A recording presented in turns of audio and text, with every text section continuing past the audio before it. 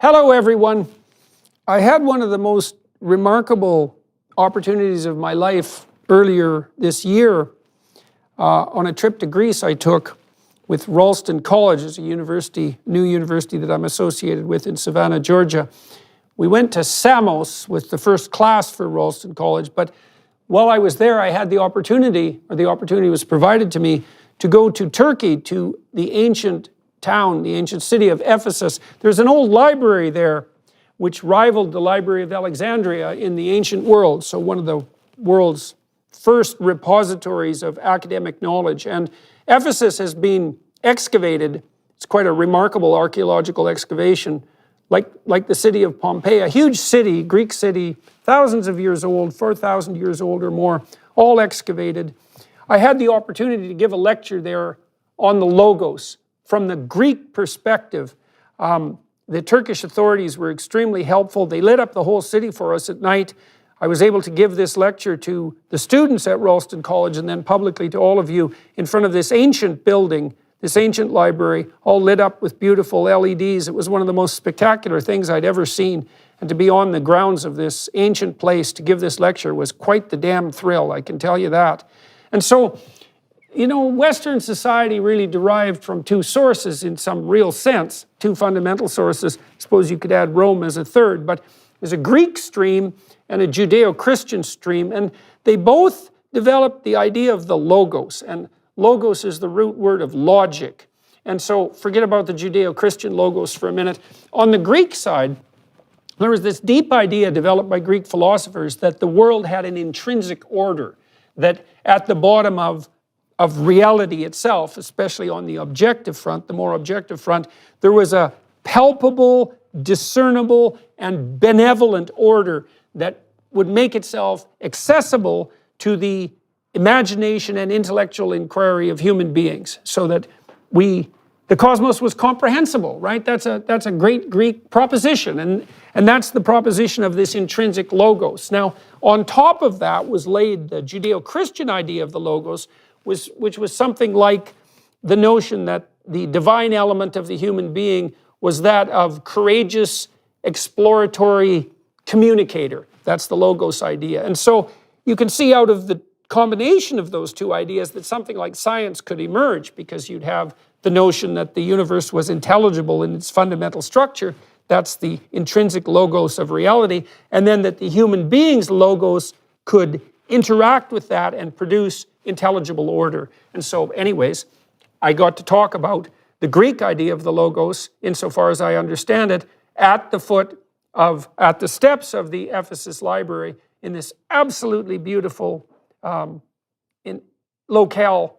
And I'd invite you all to listen to the lecture and to enjoy it with any luck, and to find it useful and engaging. It certainly was a great privilege for me to do this. It was definitely one of the highlights of my life. So, welcome to that, and Merry Christmas. It is a privilege and a pleasure to be here on the steps of the Library of Celsus, here in the ancient Greek city of Ephesus. It was here that Heraclitus first articulated the idea of the Logos as the principle and structure underlying reality itself. It was here that the Apostle John lived and died. In the beginning was the Word. And so it is appropriate that Ralston College should come here as we seek to revive and reinvent the university, as we seek to revive our understanding of ourselves and of the world. It is an immense honor to welcome for his inaugural lecture to our inaugural class, our Chancellor, Dr. Jordan Peterson.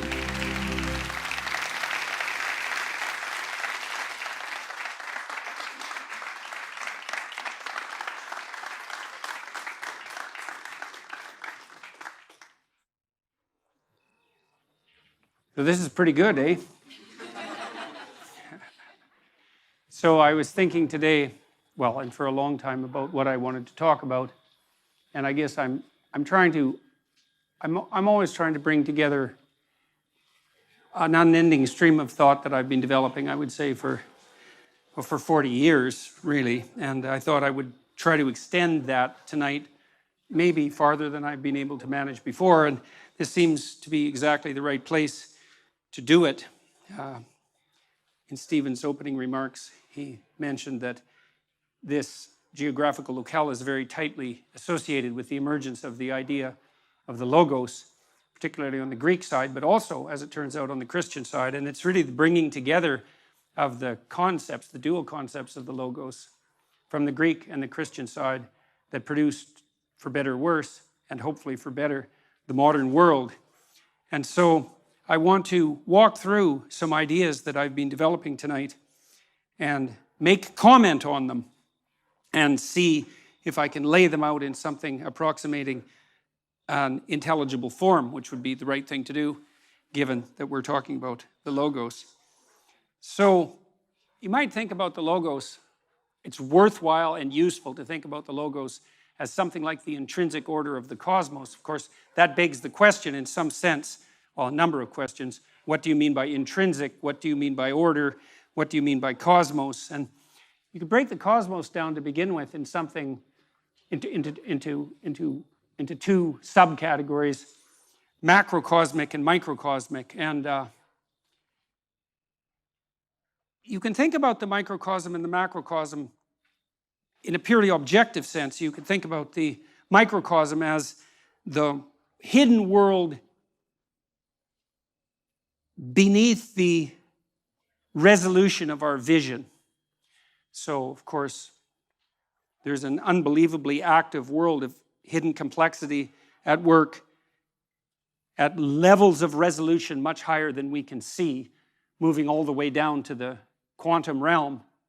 And as scientists, we've been very good at elucidating the nature of that microcosm. And then you could think of the macrocosm as the external world that extends up above us into the objective cosmos itself. But there's another way of thinking about that that brings the psychological on board, and that is that the microcosm is, in some sense, the objective material world that beckons at higher levels of resolution. But the macrocosm is something more conceptual and psychological rather than something objective and external. And so that's a good thing to keep in mind as we move forward through this exercise in thought. Another way of thinking about this, so we can hit the underlying conceptual target from a multitude of different dimensions, you could also think that we're beset by two mysteries in some sense. We have the world of what matters, and the degree to which the world of what matters is the most real is indeterminate, because it depends on how you define reality. If you define reality as that which exists in the objective world, then the world of what matters is not fundamental. But it's my observation that we act as if the world of what matters is more real than the world of matter. And I think, in some sense, the most compelling evidence for that, even to a skeptic, and it's a pessimistic form of evidence, but it suffices, sometimes pessimistic evidence is the most potent. The reality of pain is undeniable, and it's not amenable to rational argumentation. It announces its existence. And for a long time, I thought, in some real sense, that there was no more fundamental reality than pain. And there's an ethical dimension to that, too, because if you accept the reality of pain, there seems to come with it an impetus to eliminate unnecessary pain. And to some degree, we can understand that as the basis of the moral impulse, and maybe to eliminate the unnecessary pain of the innocent, like the unnecessary pain of children, for example. And so, well, we accept the existence of pain as something so real that we will almost instantaneously act on it. And I would say that's especially the case in the case, say, of infants.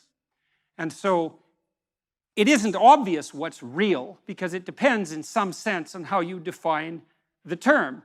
But my sense is that what people believe is most accurately reflected not in what they say or in the propositions about the world they lay out, but in how they act.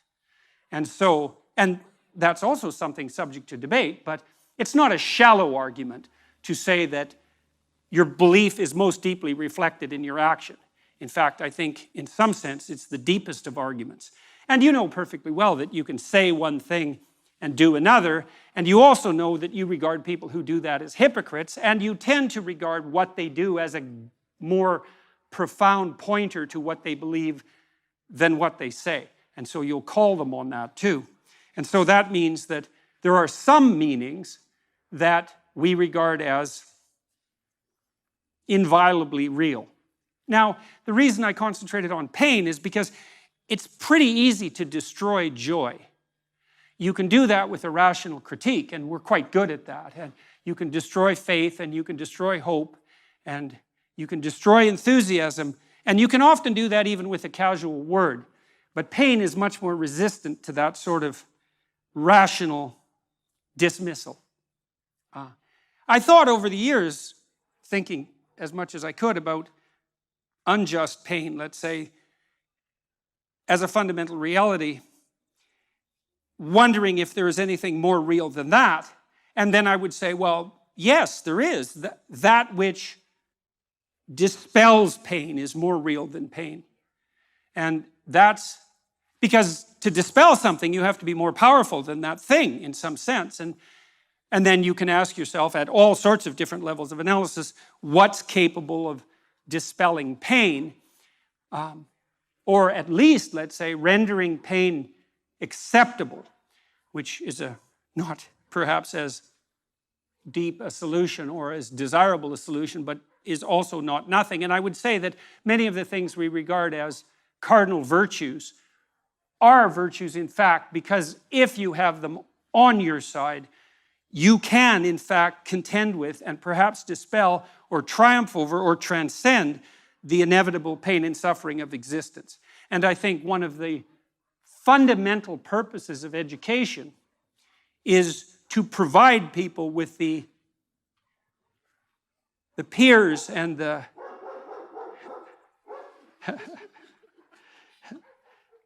and the allies, to use a word that's been contaminated so terribly, that enable them to stand up nobly in the face of tragedy and still move forward with what is good in mind. And that's a very different purpose than inculcating in people a thoroughly detailed description of the patterns of the objective world. And I'm not saying for a moment that there's nothing useful about the latter, but the former is people starve and thirst in desperation without the former. And those are realities.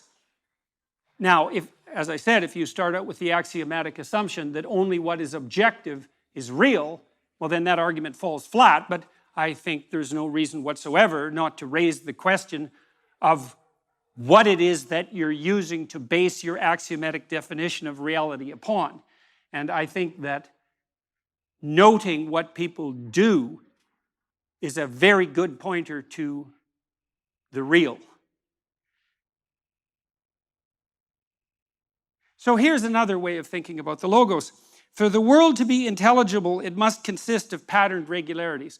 And that might be the great discovery of the Greeks in some sense, that there are patterned regularities that are superordinate to immediate perception, that are in some sense more real. So number would reflect that, for example. Are numbers more or less real than the things they represent? And you can make an argument both ways because, again, it depends on your definition of real, but it's a very difficult argument to make that they're less real. And partly that's because if you're a master of number, there's almost nothing that's beyond your grasp. So if the depth of your wisdom is reflected in the utility of your tools, then almost nothing makes you more powerful than to be a master of numbers. And that seems to point to an ability to grip some element of a reality that's more fundamental, that is outside of immediate perception. And so one element of the idea of the logos is that there's an order to the world that's superordinate to the apparent order that's more fundamentally real, and that you can discover that order in contact with the world. And that's the microcosmic world in some sense, rather than the psychological world. And so that seems useful. And I would say these patterned regularities, they're of two types. There's patterned regularities of being, and an object is a patterned regularity of being. One of the things I came to understand as I studied the science of perception is that we don't see objects. We see patterns and we infer objects. And so the pattern recognition is more fundamental than the object recognition. It's also the case, by the way, that we don't just see patterns and infer objects. We see useful patterns and infer objects. And I don't mean as a second order inference, I mean as a direct perception. And so it's quite obvious. Sophisticated psychologists of perception have noted that in some real sense, the perception of the meaning of a phenomenon precedes the perception of the phenomena. And I really mean directly. And there's much of what you see, for example, is very much associated with what you can grip, because even your vision is tightly associated with the act of gripping, because what you need to see is what will give you a grip on the world. And you might say you see the thing and then determine how to grip it, but that's not how it works.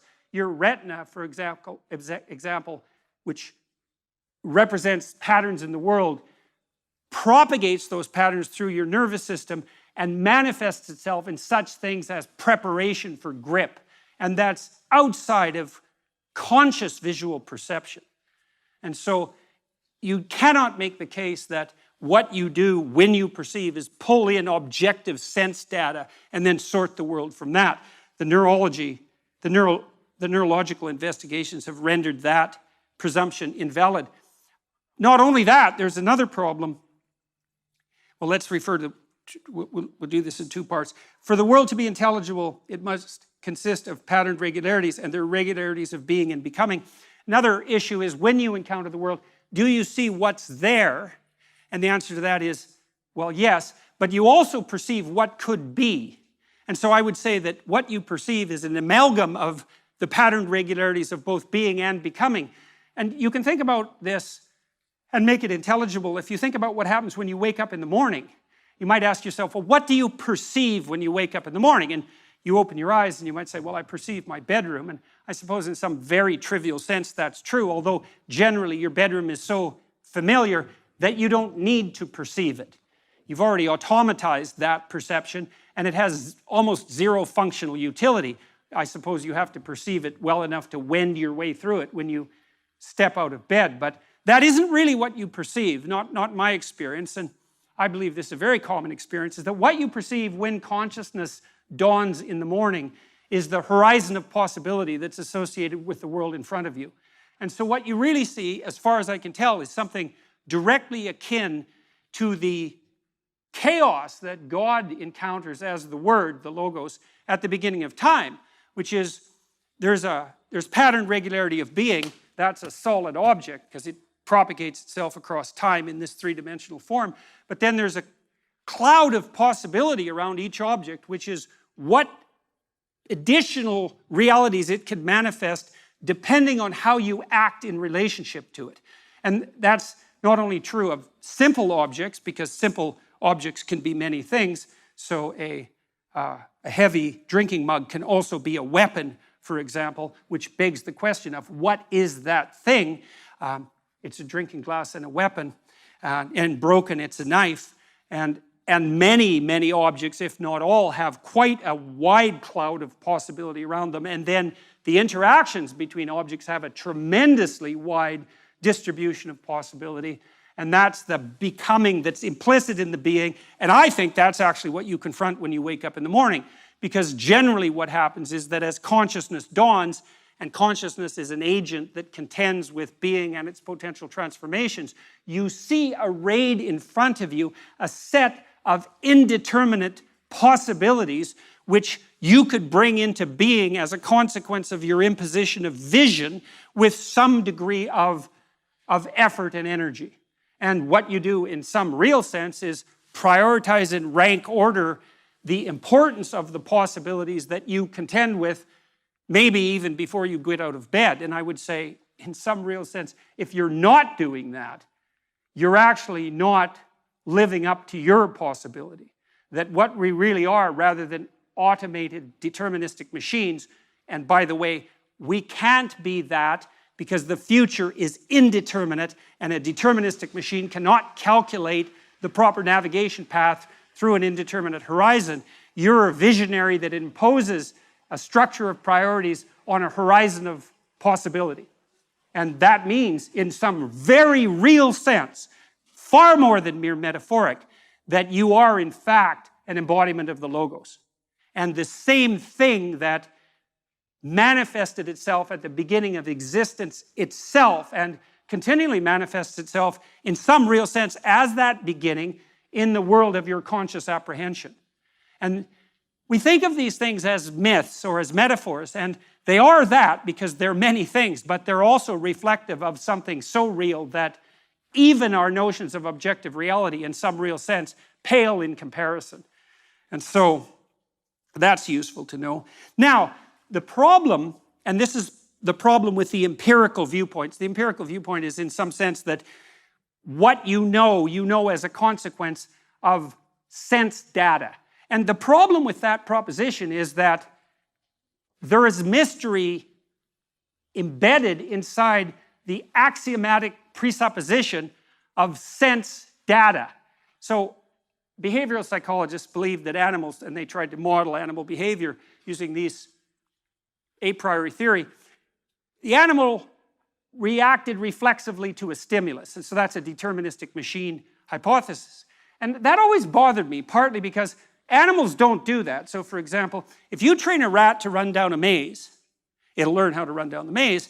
And then if you bind the back legs of the rat, and you put its rear end on a wheeled chariot, it will propel itself through the maze on the wheels. And obviously it didn't learn that reflexively because there aren't that many wheeled rats. And they just don't have that kind of experience. And so the rat's perfectly capable of modifying what it learned in this hypothetically deterministic manner to react to an entirely different set of challenges and come up with exactly the same solution. There was an old behaviorist joke that under controlled laboratory conditions, an animal will do exactly what it damn well pleases. And I like that very much. And the problem with the behaviorist theory of stimulus response was the axiomatic presupposition that the stimulus was given. That you just look at the world and there's the stimulus right in front of you. That takes no effort, and you merely respond reflexively to it. And that's so wrong that it's almost incalculable, because it turns out that perceiving the world is so complex that in some real sense, not only do we not know how we do it, but it looks impossible. And part of the reason that it's impossible, and this is again why empiricism is an incomplete theoretical account of the genesis of knowledge, is that there are literally, or close enough to literally, an infinite number of ways to look at anything.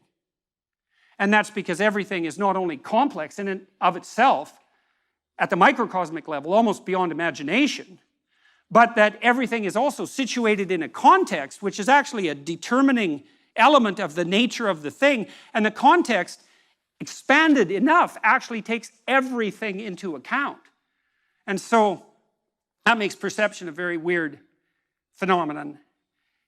For another reason, I was always amused, for example, when I traveled with my family when I was young on our summer vacations, we used to do things like get out and look at the border between Canada and the United States. And that's a very weird thing to do, because you can actually do it and you can step across it. And people treat that as if it's magic in some sense, because part of us knows that that border is not there, right? It's not a part of the objective world. And yet it is, because there you are standing beside it. And then if you look at aerial views, you can see the farmers' fields end exactly where the border is. And so things like borders between countries inhabit this weird space between the objective and the subjective that's a magic space. And it actually turns out that almost everything we perceive has that degree of magicality about it. I've thought also about such things as people's proclivity to go to museums, maybe in Nashville, for example, or Memphis, to go look at Elvis Presley's guitar. And you think, well, what exactly are you looking at when you go look at Elvis Presley's guitar? Because first of all, it's a mass-produced guitar, and so why not just look at another guitar? And you think, well, that's not the same thing. It's like, well, why isn't it the same thing? Because it's not. And the reason is that the guitar is not merely something, and this is the thing you perceive, it's not merely something made up of the guitar atoms, let's say, in the guitar molecules. It's also an artifact that was embedded in a context across a period of time. And that embeddedness of that artifact is part of what you perceive when you see an artifact like a celebrity, something a celebrity owned, or the relic of a saint, let's say. And you can say, well, that's all an overlay on top of perception, and that would be fine, except that's wrong.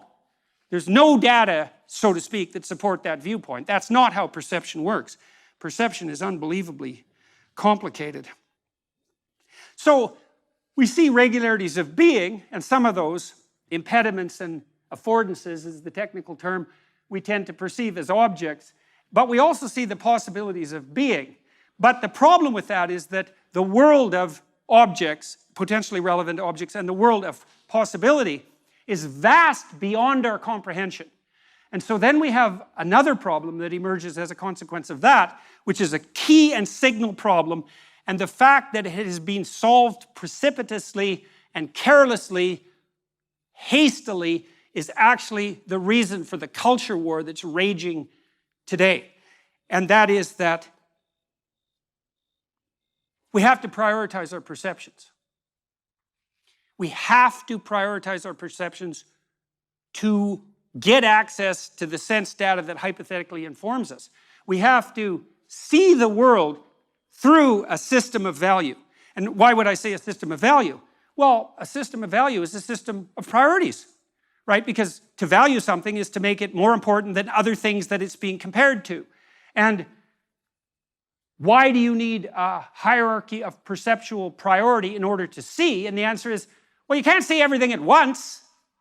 And so you can only see one thing at a time. And which thing? And the answer is the thing you think is most important to see at that moment. And then the question is, well, and this is the question, why is that the most important thing to see at the moment? So imagine, this is true in the auditory domain, in the tactile domain, all sensory domains. And you think that perception is a passive action and that we act upon the consequences of our perception, and this is just not true at all. There's no level of the analysis of perception neurophysiologically where you can separate action from perception. So for example, when you're looking at the world, although you don't know this, your eyes are moving back and forth very, very quickly. They have to move. If they stop moving for more than 1/10 of a second, you go blind because you saturate the neurons that you're using to perceive so intensely with the repetitive stimulation that they just shut down. And so at a micro level, your eyes are vibrating like mad, and then there are saccades above that are still unconscious, that are less rapid and wider. And then voluntarily, you have voluntary eye fields in the frontal cortex. You move your eyes voluntarily to point to what you want to see, and you do that because the center part of your vision is exceptionally high resolution. Each center vision foveal neuron is connected directly to 10,000 neurons in the primary visual cortex, and then each of those 10,000 is connected to another 10,000. It's very expensive neurophysiological real estate, and if all of your vision was as intensely high resolution as your fovea, which is a very small part of your retina, you'd have to have a brain like an alien, because half your brain at any given moment, especially for human beings, is actually taken up with the problem of resolving the world into conscious vision. And that's all motorically dependent. And so, in some sense, real sense, seeing is very much akin to feeling out. If you're investigating the structure of something like this column, if you close your eyes, you can build a visual image of the column. Blind people, by the way, many of them can draw, just so you know, even if they've been blind from birth, because they generate visual representations of the world. They just don't have light and color. But they still have the sense of the three-dimensional structure of the world. They know what the shape of objects are. They know they can see their loved ones' faces by using their hands as eyes. And we use our eyes as hands as well because we feel out the world with our hands or with our eyes. So don't be thinking that it's passive perception and then an overlay of prioritization and action. The problem of prioritization goes all the way down to the micro level with regards to perception. Okay, so now you have to prioritize your perceptions. Why? There's too many things to look at, and you can't look at everything at once. And so then the question is, well, how do you prioritize your perceptions? And the answer is, well, you make one thing at every moment that actually allows you to act, even to move your eyes, even in a restaurant to focus in on the conversation that your first date is having with you, as opposed to all the other conversations that are going on around you. That's all dependent on motor action in the auditory perception system. To prioritize what you're seeing indicates that you exist within a hierarchy of value. Why a hierarchy? Well, because everything has to exist in your perceptual structure in relationship to everything else. And so, well, let's take the example of the date. Why are you listening to what your new potential partner is saying rather than the background conversations? You might say, well, I want to hear what she has to say. Well, and then you might ask, well, why? And you might say, well, I want to be polite. And you might say, why? Well, I like this girl and I would like to explore the possibility of a relationship. Why? Well, because I believe that having a relationship with someone is valuable, and that's a subset of the notion that having relationships is valuable, and that's a subset of the notion, perhaps, of having stable, long-term, loving, monogamous relationships are the highest form of relationship, and that's a subset of the notion that, well, as you progress through life, one of the things you do is find a partner and establish a family and perhaps have children and contribute to the community in that way, and that's part of being a good citizen, let's say, and that's part of being a good person. And then there's an outside nesting of that too, because one question might be, well, what do you mean to be a good person? And of course that's the problem of the logos. And the answer to that would be something like, well, I want to be the proper mediator between possibility and actuality, such that the best possible actuality can be manifested by the possibility that I confront. And every bloody thing you do, everything you see, is either nested in a unified hierarchy like that, or it's not. So let's say, what happens if it's not? Well, we actually know what happens if it's not. And let's say you're not unified psychologically in your value orientation. Okay, what's the consequence? Well, entropy. That's the first consequence. It's like, are you doing one thing, which you know what you're doing and can commit yourself to and can actually undertake, or are you so confused that you need to do 15 things at the same time, and you don't know which of them is most important? And the importance, by the way, is diluted by the multiplicity, right? Because if you pick something out as singularly important, you actually elevate it as important. If 15 things all of a sudden become equally important, they're all 1/15th as important, because if they weren't, you wouldn't have a problem sequencing them, and that means they're not motivating. So one of the consequences of that is that there's no positive emotion. Because positive emotion, the joy, there's a couple of types of positive emotion. I won't talk about satiation, but enthusiasm and joy, happiness, let's say, is 100% dependent, as far as we can tell, on observations that you're progressing towards a valued goal. It's not attainment focused, that's satiation. You get something you want and you're satisfied about it. That's a whole different neurochemical system. But enthusiasm and joy that people associate with happiness manifests itself when you're moving towards a valued goal. So if you don't prioritize your goals because you don't exist within a structure of value, then you have no positive emotion. And positive emotion is half of forward-moving motivation. Well, in fact, in terms of forward movement, it's almost all the motivation, because the embodied manifestation of positive emotion is the movement towards a valued goal. That's what it is. That's why you have the positive emotion, because you are a creature that can move towards goals. And the emotional signaling of that is positive emotion. No goal, no positive emotion.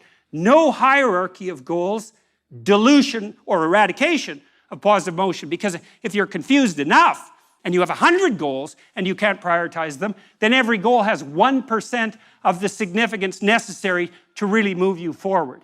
And so to be maximally motivated, you need to know why you're doing what you're doing, all the way up Jacob's ladder, all the way up. And that brings us to the notion of the macrocosm that's the heavenly hierarchy. And in some sense, it's a psychological macrocosm, although not in all senses, because it brings society into the purview. So So here's a proposition. Any system of priorities is a structure of values. So you may or may not accept the proposition that you have to hierarchically arrange your perceptions. You also, by the way, have to do the same thing on the action front. Because if you're inclined to do 10 things at once, you can do none. And consciousness, by the way, is a very narrow channel. And we generally can only concentrate on one thing at a time. And the reason for that, in some sense, is because we can only act out one thing at a time. And so not only do you have to prioritize your perceptions, which are action-based anyways, you also have to prioritize what you're going to do, because you have to do the first thing first, and then the second thing, and the third thing, and that's obviously a structure of priority. And a structure of priority is a structure of comparative value, and a hierarchical structure of comparative value is an ethic. And so what that means, as far as I can tell, and this is something, if it's true, is that we cannot see the world except through an ethic. And I mean that literally as well as metaphorically. You literally cannot see the world or act in it. You cannot perceive the world except through a structure, a hierarchical structure of value, which is an ethic. And so then I would say, and here's something else to chew on for like 20 years, a story is a verbal description of a hierarchy of perceptual and action prioritization. And the reason that we're so attracted to stories is because it's so difficult to perceive and act in the world that we're hungry at the level of soul for a narrative that represents to us a hierarchical ethos that we could embody as a model for emulation. And so that's what our stories are. They're models, they're ritual models for emulation, most fundamentally. And the anti-hero story, well, that's easy enough to contend with. It's like, watch this person who ends up in catastrophe and hell and do the opposite of whatever it is they're doing. And so that's a powerful lesson, because there's something very compelling, as we said before, about very powerful negative emotion. And so even if you don't believe in heaven, you might be able to conjure up a belief in hell. And if you can't, I would say, well, you're either not using your imagination, or you're hiding, or so far you're just lucky. But I wouldn't expect that to last. And so you can certainly see the catastrophe, and even the hellish catastrophe, beckoning. And you might think, plotting a route that would make that the least likely seems to be a good idea. And so part of the reason that we're fascinated by villains and supervillains, for that example, or part of the reason we're fascinated, and endlessly so, with figures like Lucifer and Satan, is because we're attempting to flesh out the nature of the antithesis to the worst kind of hierarchy of values. And that's gripping to us. It's gripping to us. Now, there's more to it as well, because we also will turn our attention to the negative to fortify ourselves against the negative in preparation for confrontation with the negative. And so we can do that through use of fiction. And that's what we're doing, for example, at least in part, when we do such strange things as amuse ourselves with horror films. And so, any system of priorities is a structure of values. That's an ethic. It's hierarchical, because one thing has to be put before many things, and things have to be done in sequence, and everything has to proceed in some sense in an intelligible manner towards the highest possible goal. And the alternative to that is not only the radical unhappiness that I already described, which is the destruction of any possibility of enthusiastic engagement with life in a meaningful sense on the positive front, but the other price you pay for being confused about your ethic is anxiety, most particularly anxiety, because anxiety is actually a signal of entropy in perception and action. If you don't know what you're doing, you don't know where you are, and you don't know where you're going. And if you're in a place where you don't know where you are or where you're going, you're in danger, because that's unmapped territory, and God only knows what lurks in unmapped territory. And you can think about that biologically. If you're somewhere you don't understand and you don't know where you're going, well, there's always the possibility of predation. But you can think about it metaphysically too, and that's worthwhile. If you're so confused and disoriented that you don't know where you are or where you're going, there are predators of the spirit who are much worse than snakes that are waiting in wait for you. And the probability that you'll move from aimless, hopeless, joyless, anxiety to nihilism, corrosive bitterness, and genocidal fantasy in the fundamental extreme is very high. And so that's possession by a predator of the spirit in the desert of the soul. And that's real. So a system of priorities is a structure of values, an ethic. A narrative, and that would include a drama, is the description of a structure of values or an ethic or a set of priorities. We see and act out the world through what, when described, is a narrative. Now that's interesting. That's an interest, if that's true, it's very interesting. It's interesting partly because, you know, the postmodernists, who I don't admire, generally speaking, they figured this out. They figured out that we likely see the world through a story. And that might even be true for scientists, is that a scientist, and Carl Jung believed this too, by the way, is that science takes place within a surrounding narrative. Now, what the postmodernists did, the French postmodernists in particular, and then the Americans through Yale most particularly, they leapt from problem, which was how do we perceive, solution, we see the world through a narrative, to narrow solution, which is that we prioritize our perceptions and our actions by imposing a narrative of power and dominance. And they swiped that from the Marxists. And that is simply not true. There is no evidence for that. Animals don't even do that in their social communities, or when they do it, they erect unstable and extremely violent social hierarchies. There's no evidence whatsoever that hierarchies predicated on a narrative of power function productively, even for the people that impose the narrative of power. People have objected to me, well, what about dictators? Stalin. It's like, here's something to think about. Imagine you set up something like hell around you. Now, we could think about the Soviet Union in that regard. And you're a minion in hell. You're not Stalin. Are you more successful or less successful if you're Stalin? I would say being the biggest devil in the worst hell is actually the most cataclysmic failure, not a mark of the success of your ethos of power and dominance. And the ethos that's set up against that is very complicated, and it is the ethos in some real sense of the Logos. The Logos is the antithesis to the Luciferian presumption of dominance and power.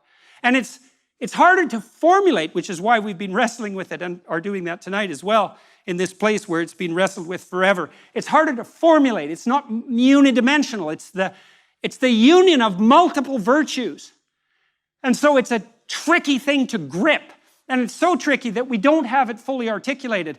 And we've approached it, I would say, through narrative. And one of the things I've come to realize about the biblical narrative, and this is what I'm writing my next book about, which is called We Who Wrestle with God. And I suppose this lecture is a preview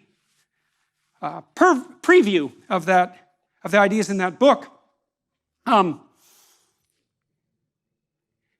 We characterize that which must exist at the pinnacle of the hierarchy of attentional prioritization with the characterization of the divine in narrative. You might say, well, what's divine? Well, we could define it technically. Divine is that which is deepest. What's deepest? That which most other things depend on. That's a good definition of depth. A deep and profound piece of literature, Milton, is the foundation stone for many branches of literature. There's many literary products you can't understand without understanding Milton. And you can't understand Milton without understanding the biblical corpus, which is even deeper and in that sense more profound, given the metaphoric relationship between the idea of profundity and depth. And why is the biblical corpus deep? Well, it's an attempt to flesh out, using narrative characterization, the nature of the spirit that has to inhabit the highest place in the hierarchy of attentional and action priority.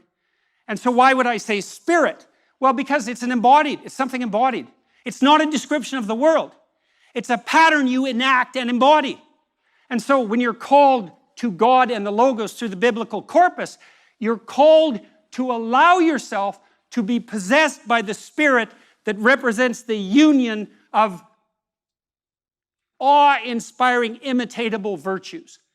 And then you might say, well, what are those? And I can walk through some of them, just so you get a sense of this. I don't want to do it exhaustively.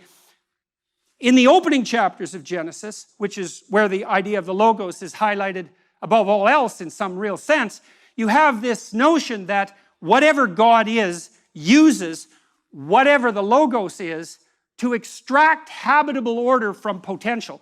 And the tohu vabohu, that's the chaos, is a weird intermingling in the linguistic sense of chaotic possibility of the world per se with confusion and psychological disorientation. And so it's an amalgam, that chaos. And it's the chaos you feel when a plenitude of possibilities opens up in front of you, which is destabilizing and psychologically challenging, especially if the purview of possibility is beyond your ability to contend with. But you can see the massive possibility conjoined with a sense of anxiety. That's too much possibility. To bring order to that, you cast your attention upon it and you prioritize it, and God imposes a benevolent order upon that chaotic possibility, extracts from that chaotic possibility the habitable order that is good. And the reason that the habitable order that's extracted is good is because God uses the Logos, which is something like a combination of orientation towards the highest possible good, which you could think of as love, and truth. And one way of characterizing the imitatable manifestation of the Logos is that it's the nexus of love and truth. And I think it's truth embodied in love, or embedded in love, with love being superordinate. But that's a partial description, and it's disembodied and abstract in some sense, and doesn't have the grip necessary to compel you to act, to imitate. And so what you see in the biblical corpus are continual representations of the spirit that must occupy the highest place in the hierarchy of imitable, mimicable action as a pattern that possesses your perceptions and actions and calls you into the world. And so, for example, in the story of Adam and Eve, once Adam and Eve are thrown out of the garden because they become prematurely self-conscious and prideful in some real sense, God is presented as the spirit that you walk with when you walk unself-consciously in relationship to the highest in the garden. And that's actually an experiential reference, as you imagine you're having a particularly good day in a particularly beautiful garden, like the day we had today. It's like, are you closer to God? Well, the answer is, experientially, well, yes, because you feel that your existence is imbued with a deep sense of appropriate significance. And that's not a rational, secondarily derived argument. It's primary. It's a primary experience. And part of what the biblical corpus is trying to do is to lay out the nature of the spirit that inhabits you when you're oriented towards the highest possible good, and to point out that that's phenomenological, it's experiential, it's existential, it's embodied.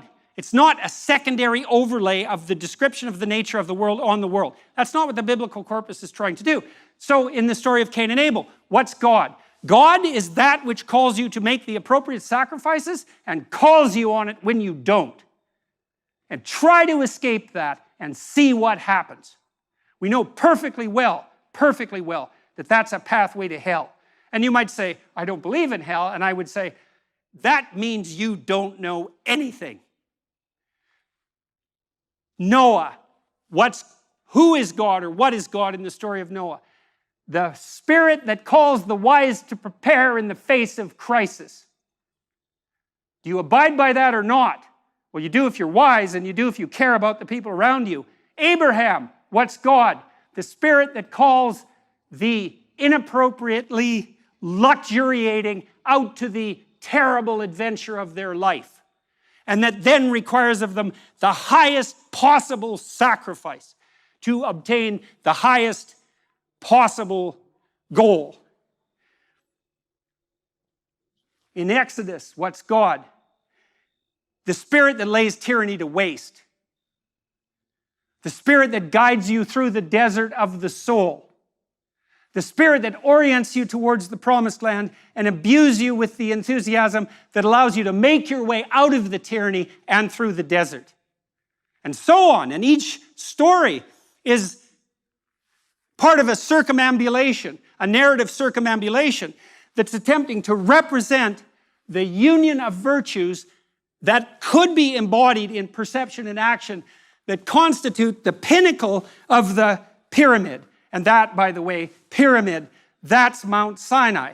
That's the proper hierarchical organization of society. That's the aesthetic model for the construction of the Ark of the Covenant. It's all of that simultaneously. It's the Egyptian pyramid with the gold cap. The question is, what's the cap? What's at the highest? Well, that is the mystery. What should be placed in the highest place?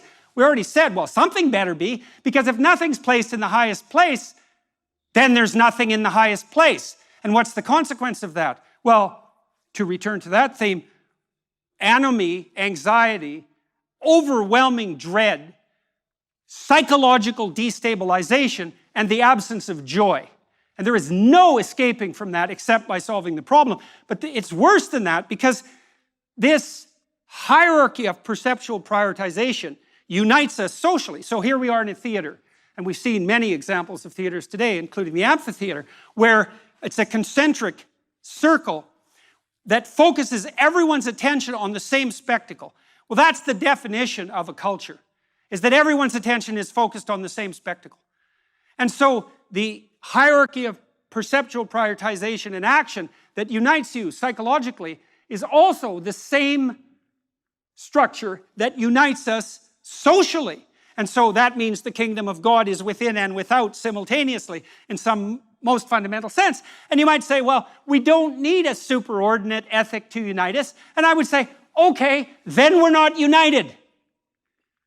And so what are we if we're not united? And the answer is, well, we're a house divided against itself. And what's the consequence of that?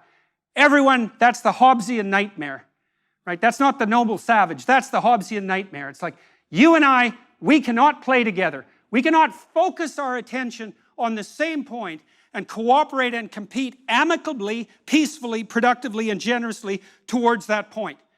And that's not nothing. That's the death of God. That's the rise of nihilism. That's the emergence of a corrosive and destabilizing and deep cynicism. And it's the death of joy and enthusiasm. And so we might say, well, what do we have in the absence of God if God is the spirit that animates us to action and perception in relationship to the highest good? And the answer is, we have the catastrophe of the death of God that Nietzsche referred to when he announced the death of God and said simultaneously that we were the murderer of all murderers and that we would never find the water to wash away the blood. And that is definitely the situation we're in now. And hopefully, we'll all wake up enough at the individual level to play out that catastrophe of valuelessness within our own souls and render the judgment that's necessary upon each of us in ourselves by our own voluntary assent, or we'll act out the failure to do that in the external world. And that's the decision, as far as I can tell, that in some real sense, and maybe in a sense that's more real than ever before in the entire history of the world, even though this battle has been playing out eternally, that's the choice that confronts us now. I learned from Carl Jung, he said after the Second World War and the rise of weapons of mass destruction, that the fundamental danger that confronts humanity is now psychological or spiritual, in part because we are so technologically powerful that we cannot possibly survive in the primitive ethical condition that still obtains.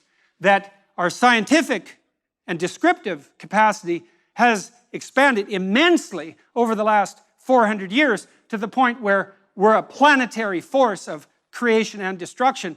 But our ethical endeavor has, to say the least, languished. And you might observe that children given dangerous tools die. And so we have these dangerous tools, and that means, as far as I can tell, that we better become the people that can wield them with wisdom. And that's going to mean, like it's always meant, a return to the source, right? A willingness to rescue the dead father from the belly of the beast, right? a willingness to make conscious the nature of our hierarchy of perceptual priority, let's say, and to understand that that's a reality that might be superordinate to what we normally and have been taught to view as reality itself. And that the biblical notion that in some sense the Word is the precursor to being itself actually turns out to be true. And it's a terrifying idea because it means in some real sense, and I also believe this to be the case, and I think it's also reflective of the deep notion of the Logos, what that means is that in some cosmic sense, it's on you. And you know, we have this notion that human beings, men and women alike, are formulated in the image of God, in the image of the Logos. And we believe that. And what do I mean by that? Well, it's an axiom of our laws. It's an axiom of our constitutional system, certainly in a country like Britain or America, any of the Western democracies, and to a large degree, any country that can function at all. There's the presumption that each person is a locus of divine value. And you think, well, do you want to live in a society that assumes that? Or do you want to live in a society that doesn't? And then you might also ask, do you want to have friends that assume that of you? Or do you want to have friends that don't? And the same thing might apply to the people that you love in your actions towards them. How are you treating them if you treat them properly? And I can't see, even speaking merely psychologically, that you can love someone and not treat them in some most fundamental sense like they're a divine locus of value. I think those are the same thing. And you can quibble about the linguistic representation necessary to derive that conclusion, but have it your way. You're going to act out your decisions one way or another. You're going to learn in the world just exactly what attitude you should bring to bear if you want to elevate those around you and simultaneously do the same to yourself.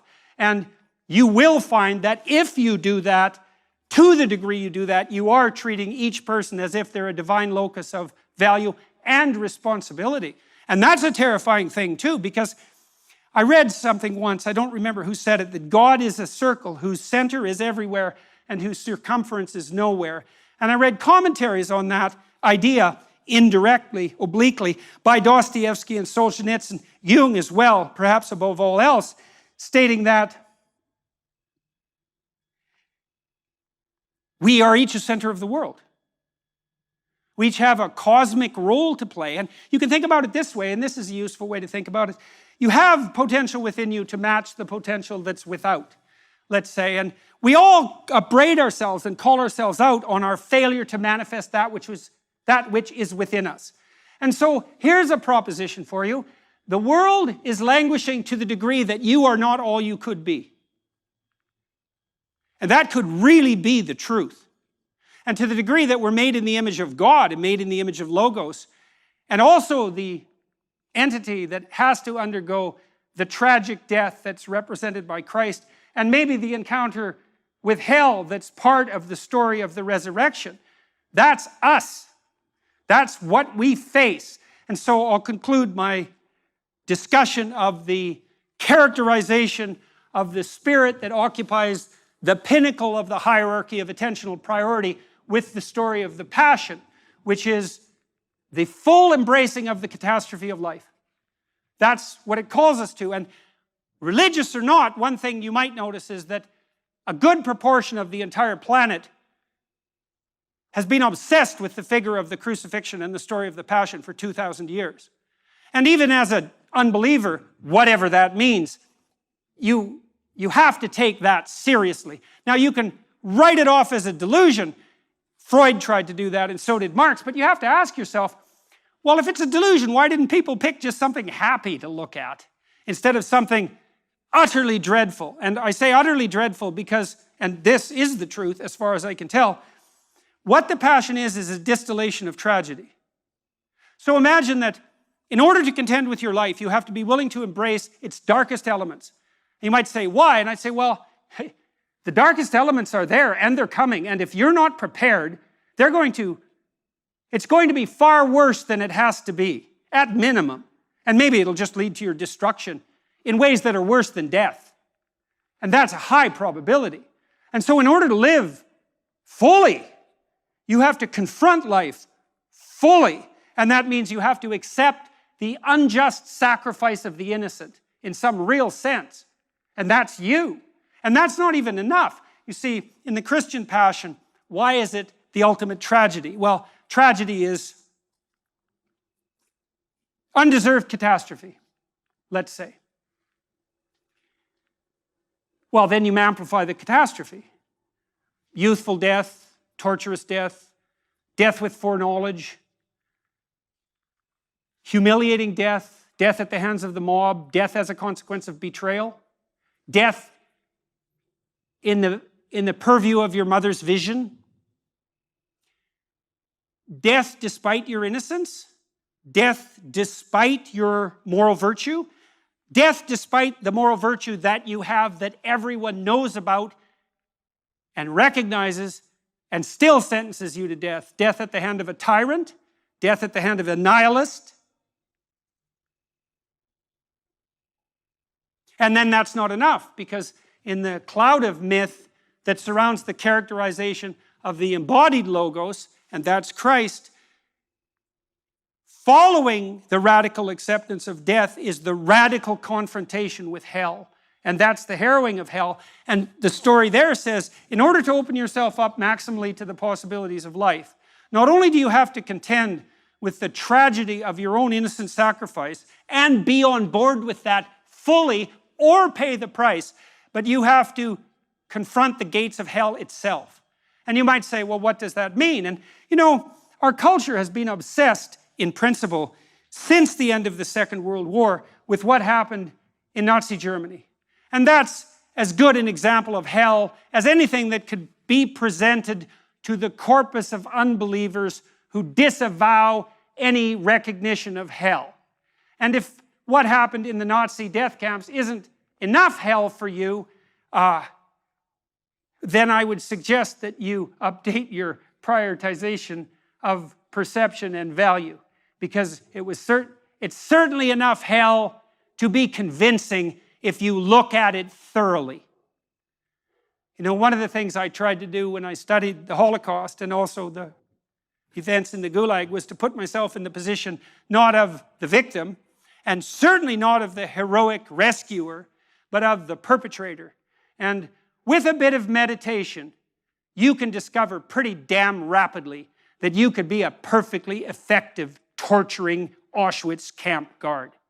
And that's a hell of a thing to contend with. And I would say, in some real sense, that's worse than contending with death. And I would also say that if you don't do it, you cannot stop it. If you're unwilling to see the part of you, and that's a Luciferian part in the most fundamental sense, if you're unwilling to face that, to the degree that you're unwilling to face that, that's the spirit that possesses you. And in a world like our world, that is not something that we can continue to do and get away with it.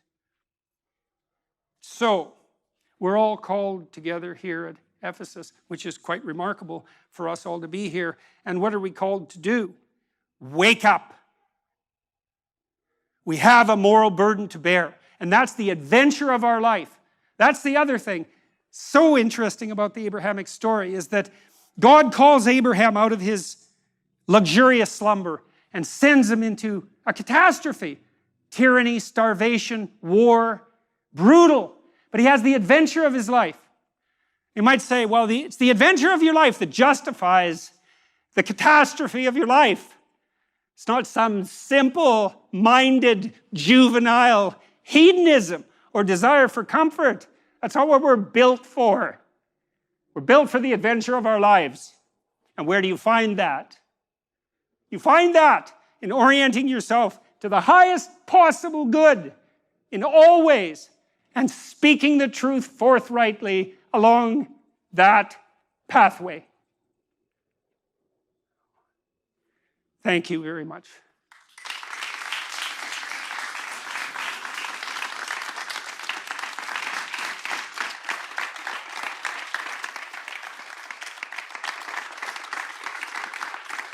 Join me again in thanking Dr. Peterson for joining us tonight.